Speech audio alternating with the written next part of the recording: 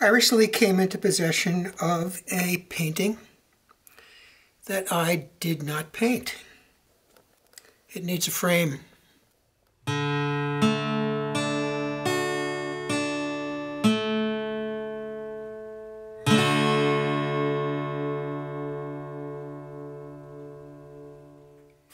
I was recently given this oil painting as a gift from the artist himself, Cortney Skinner. As you can see, it's a very small painting. It's painted on pressboard, sort of a kind of a masonite. My challenge here is how to frame something so small without losing the edge. So I think what I'm going to do is do one of my floating frames where I will be able to attach this painting using double stick tape to a piece of plywood. I'm going to paint the plywood flat black first. Put a piece of double stick tape and then attach the painting like so. Then I'll be able to create a frame around it.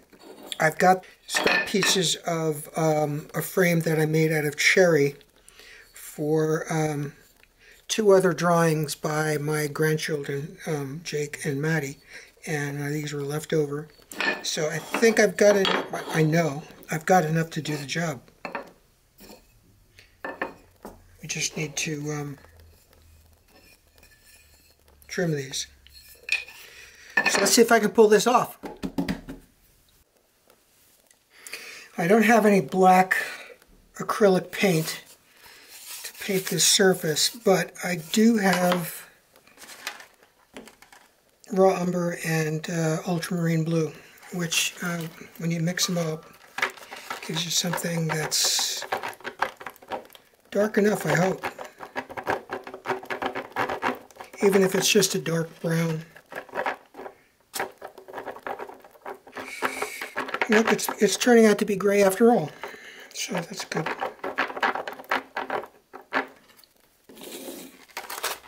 There you have it. I only have to paint the edges because the painting itself will hide the rest.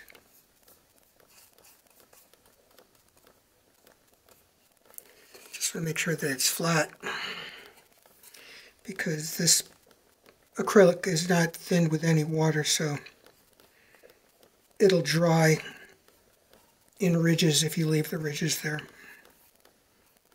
Don't want to do that. There, that'll work. Okay.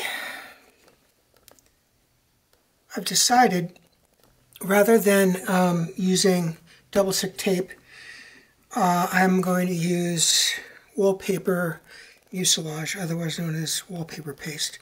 This is something that I bought when I was wallpapering my granddaughter Maddie's dollhouse.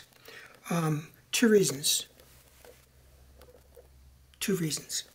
One, it's water soluble, so that in case I ever wanted to remove this from this, all I need to do is just get like a wet dinner knife and just separate it that way. And two, this will stay liquid long enough for me to position it exactly where I want it. Whereas with the double stick tape, I would have just had one shot. So I think this is a good solution. I'm sure there's many more out there, and I can't wait for your comments to tell me what they are. I'm going to put 4 dabs in each corner.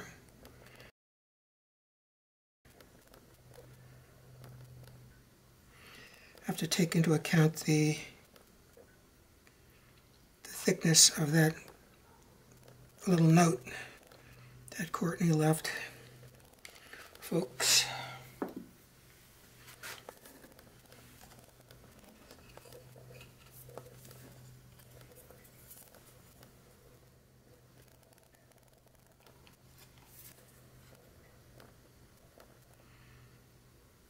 Now I am just going to let that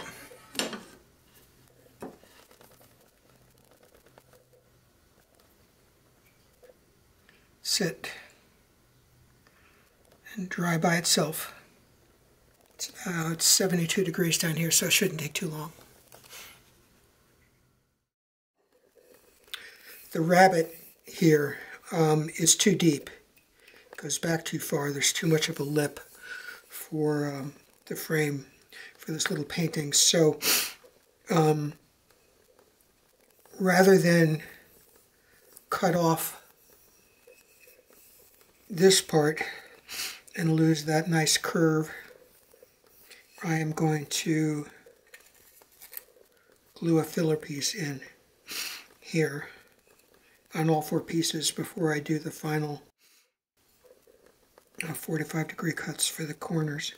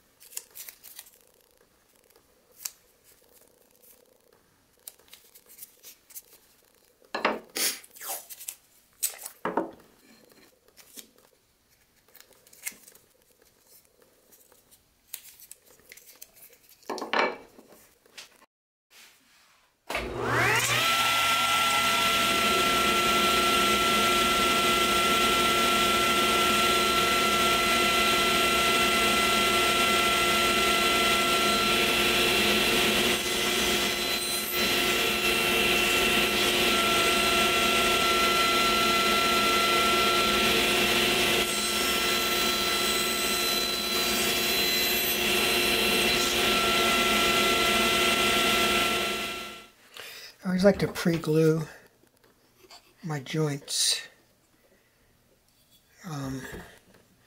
especially when they're end grain. It makes for a stronger joint when you do the actual gluing. Try not to use too much glue here. Don't always succeed. I like using the Merle corner clamping system because it gives the best pressure, equal pressure in all 4 corners at the same time.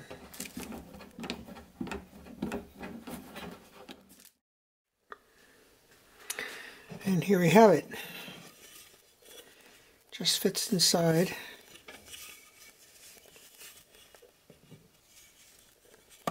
That's the most important part.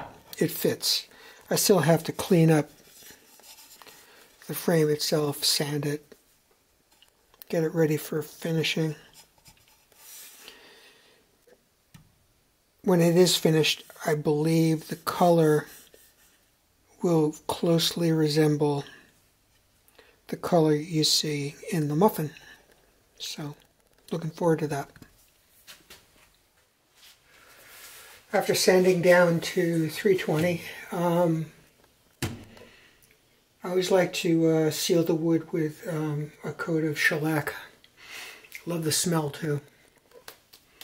Reminds me of visiting my dad's wood shops. He was an elementary school industrial arts teacher at 2 schools, believe it or not, 2 elementary schools on the North Shore of Long Island. Everything always smelled like shellac down there. Okay, well, here we have it. What I'm going to do to keep it in is use some framer's points. Do one on the top.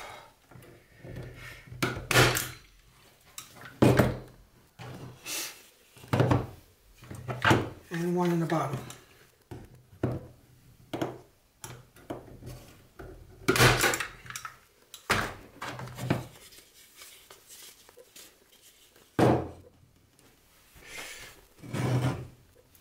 There we are.